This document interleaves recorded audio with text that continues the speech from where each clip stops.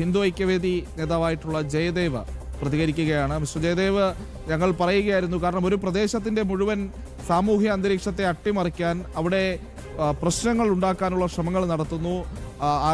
അനാഥാലയം എന്ന പേരിൽ ആളുകളെയൊക്കെ കൊണ്ട് പാർപ്പിച്ച് അവിടെ അടിമവേല ചെയ്യിപ്പിക്കുന്ന സാഹചര്യം, അങ്ങനെ ഒട്ടനവധി ആരോപണങ്ങൾ, ലൈംഗിക അതിക്രമ ആരോപണങ്ങൾ എന്നിവയെല്ലാം ഉയർന്നിട്ടും സംരക്ഷിച്ചു നിർത്തിയ സർക്കാരിനും ഒക്കെ ഒരു പ്രാഥമികമായ ഒരു തിരിച്ചടിയെന്ന് ഈ ഹൈക്കോടതി വിധിയെ വിലയിരുത്താം. അതോടൊപ്പം തന്നെ ആദ്യഘട്ടത്തിൽ ആ പ്രദേശത്തെ പ്രാദേശിക സർക്കാരുകളടക്കം ഉയർത്തിയിട്ടുള്ള എതിർപ്പുകളെ പോലും മറികടന്ന് ഈ പറയുന്ന പ്രാർത്ഥനാലയത്തിന്റെ നിർമ്മാണത്തിന് അനുമതി കൊടുത്തവർക്കും ഇതൊരു തിരിച്ചടിയാണ്. ജയദേവ്. അതെ, നമസ്തേ. ഇത് കഴിഞ്ഞ ദിവസം വന്ന ഹൈക്കോടതിയുടെ സ്റ്റേ ഓർഡറാണ്. ഇവിടുത്തെ ആക്ഷൻ കൗൺസിൽ ആയിട്ടുള്ള ആൾക്കാര് ഇതിന്റെ പുറകെ 2022 ഹൈക്കോടതിയിൽ റിട്ട് കൊടുക്കുകയും അതിന്റെ ഭാഗമായിട്ട് വന്ന സ്റ്റേ ഓർഡറാണ്. ഇപ്പൊ ഞാൻ ആ സ്ഥലത്താണ് നിൽക്കുന്നത്. ഇന്ന് രാവിലെ ഞങ്ങള് അടിയന്തരമായിട്ട് അവിടെ വന്നത് ഈ സ്ഥലം കാണാനും സന്ദർശിക്കാനും ഒക്കെ വന്നതാണ്. അപ്പൊ അതൊരു വലിയൊരു പാറ ഉള്ള ഒരു സ്ഥലമാണ്. അതിന്റെ തൊട്ടപ്പുറത്താണ് ക്ഷേത്രമുള്ളത്.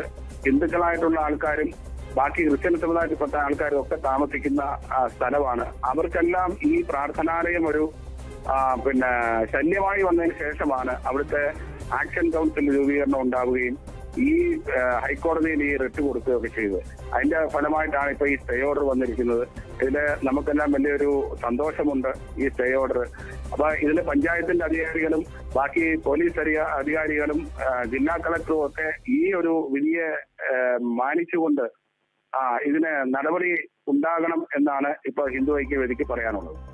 ഓക്കെ, നന്ദി മിസ്റ്റർ ജയദേവ്. എന്തായാലും അത്തരത്തിലുള്ള നടപടികൾ സ്വീകരിക്കാൻ ഇവിടുത്തെ ഈ സംസ്ഥാന സർക്കാരിന്റെ സംവിധാനങ്ങൾക്ക് നട്ടലുണ്ടാകുമോ എന്ന് കാത്തിരുന്ന് കാണേണ്ടിയിരിക്കുന്നു. ഗോകുലിലേക്ക് പോവുകയാണ്. ഗോകുൽ, ഏറ്റവും പ്രധാനപ്പെട്ട കാര്യം, ഈ പ്രാർത്ഥനാലയത്തിനെതിരെ നാട്ടുകാരാണ് സമീപിച്ചത്. ഏതെങ്കിലും രീതിയിലുള്ളൊരു രാഷ്ട്രീയ സംവിധാനമല്ല. നാട്ടുകാർ ഒരു ആക്ഷൻ കൗൺസിൽ ഉണ്ടാക്കുന്നു, ഇയാളെ കൊണ്ട് പൊറുതിമുട്ടി, ഈ സംവിധാനത്തെ കൊണ്ട് പൊറുതിമുട്ടി എന്ന നിലയിലാണ് അവർ വീണ്ടും ഇത്തരമൊരു പുതിയ പ്രാർത്ഥനാലയം കൂടി നിർമ്മിക്കാനുള്ള ശ്രമം വരുമ്പോൾ അതിനെതിരെ രംഗത്ത് വന്നത്. എന്തായാലും ആ വിധിയിൽ ഹൈക്കോടതി താൽക്കാലികമായെങ്കിലും അതിനൊരു സ്റ്റേ നൽകിയിരിക്കുന്നു.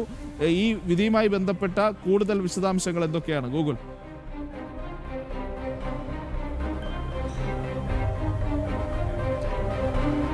പ്രജിത്ത്, ഏറ്റവും ശ്രദ്ധേയമായിട്ട് ഇതിനകത്ത് പറഞ്ഞിരിക്കുന്നത് കൃത്യമായിട്ട് ഈ നാട്ടുകാരുടെ പരാതിയിൽ കഴമ്പുണ്ട് എന്ന് മനസ്സിലാക്കിയിരിക്കുന്നു. അതിൻ്റെ അടിസ്ഥാനത്തിൽ ഈ എല്ലാ നിർമ്മാണ പ്രവർത്തനങ്ങളും അടിയന്തരമായിട്ട് അവസാനിപ്പിക്കണമെന്നുള്ളതാണ് ഹൈക്കോടതിയുടെ ഓർഡറിൽ പറഞ്ഞിരിക്കുന്നത്. സെപ്റ്റംബർ 23 ഈ ഹർജി ഹൈക്കോടതി വീണ്ടും പരിഗണിക്കും. അതുവരെ യാതൊരു വിധത്തിലുള്ള നിർമ്മാണ പ്രവർത്തനങ്ങളും അവിടെ നടത്താൻ പാടില്ല എന്നുള്ളതാണ് പറഞ്ഞിരിക്കുന്നത്. ഇതിൽ ഏറ്റവും പ്രധാനപ്പെട്ട ഒരു കാര്യമെന്ന് പറഞ്ഞാൽ ആ സ്ഥലത്തിൻ്റെ പ്രത്യേകതയാണ്. അതായത് ഓമല്ലൂരിൽ ശിവപ്രഭാകര സിദ്ധയോഗിയുടെ സമാധി ആശ്രമം കുടികൊള്ളുന്ന ഒരു സ്ഥലത്തിനോട് ചേർന്ന് തന്നെയാണ്. അതിനോട് 20 മീറ്റർ പോലും ദൂരവ്യത്യാസമില്ല ഇയാൾ മേടിച്ചിരിക്കുന്ന ഈ സ്ഥലത്തിന്. അവിടെ അയാൾ ഇത്തരത്തിലൊരു പ്രാർത്ഥനാലയം സൃഷ്ടിച്ചുകൊണ്ട് അതിൻ്റെ പ്രവർത്തനങ്ങളുമായിട്ട് മുന്നോട്ട് പോകുന്നത് ആ ആശ്രമത്തിൻ്റെയും അതിനോട് ചുറ്റുമുള്ള ആധ്യാത്മിക അന്തരീക്ഷത്തിൻ്റെയും ഒക്കെ തന്നെ തകർച്ച ലക്ഷ്യം വെച്ചുകൊണ്ട് തന്നെയാണെന്നുള്ള കാര്യത്തിൽ യാതൊരു സംശയമില്ല. അതിനാൽ തന്നെ ആ നാട്ടുകാർ ആ രീതിയിലൊക്കെ തന്നെ ആ വിഷയത്തെ കൈകാര്യം ചെയ്യുകയും ചെയ്യുന്നുണ്ട്. പ്രത്യേകിച്ച് ശിവപ്രഭാകര സിദ്ധയോഗിയുടെ ആ ആശ്രമസ്ഥാനം എന്ന് പറയുന്നത് വലിയ പ്രാധാന്യമുള്ള ഒരു സ്ഥലം തന്നെയാണ്. പ്രത്യേകിച്ച് വലിയ ആധ്യാത്മിക പാരമ്പര്യമൊക്കെ ഉള്ള ഒരു സ്ഥലം കൂടിയിട്ടാണ്. അതൊരു വലിയ മലയാണ്, പാറയാണ്. ആ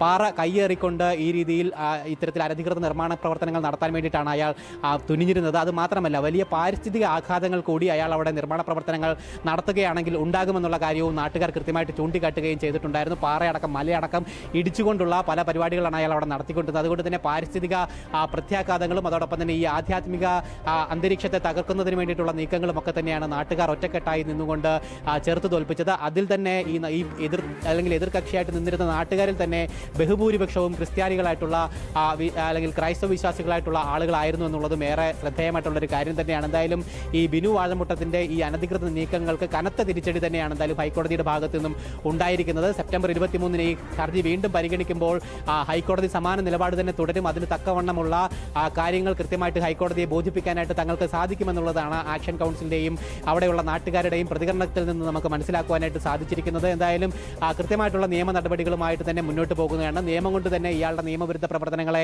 ചെറുക്കുവാനായിട്ട് സാധിക്കുമെന്നുള്ളൊരു ആത്മവിശ്വാസം ജനങ്ങൾക്ക് നൽകുന്നതായിരുന്നു എന്തായാലും കഴിഞ്ഞ ദിവസം ഉണ്ടായിരിക്കുന്ന ഈ ഒരു ഹൈക്കോടതി വിധി. പ്രജിത്ത്. ഓക്കെ ഗൂഗിൾ, വ്യക്തമാണ്. എന്തായാലും ബിനു വാഴമുട്ടത്തിന്റെ കൊള്ളരുതായ്മകൾ കൊണ്ട് സഹിക്കവയ്യാത്തൊരു നാട് സർക്കാർ സംവിധാനങ്ങളുടെ സഹായം തേടി. പക്ഷേ അവർ തിരിഞ്ഞു നോക്കിയില്ല എന്ന് മാത്രമല്ല, പ്രതിക്ക് സംരക്ഷണം നൽകുകയും ചെയ്തു. അവിടെയാണ് കോടതിയിൽ പോയി നാട്ടുകാർ ഇപ്പോൾ നീതി തേടാൻ ശ്രമിക്കുന്നത്.